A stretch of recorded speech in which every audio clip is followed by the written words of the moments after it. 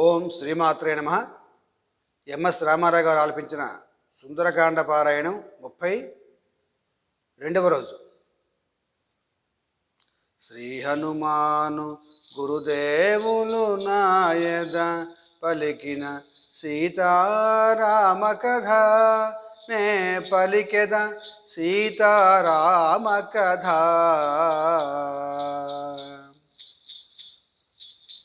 కపులకు వాలము ప్రియభూషణము, కావున కాల్చుడు వీనివాలము.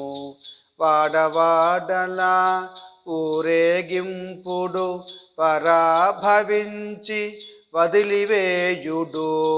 కాలిన తోకతో వీడేగుగాక, అంపిన వారికి తలవంపు కాగా అని రావణుడు విభీషణుగని ఆజ్ఞాపించెను కోపమణచుకొని.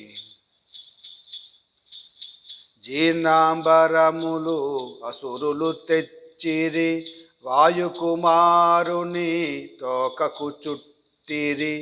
నూనెతో తడిపి నిప్పంటించిరి, మంటలు మండగా సంతసించిరి.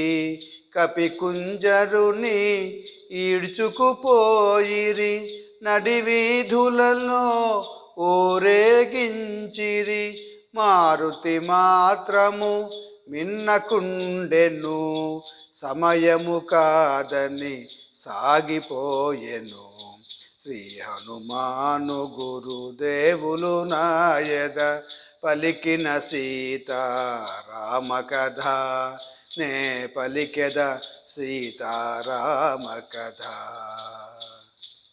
జై శ్రీరామ్.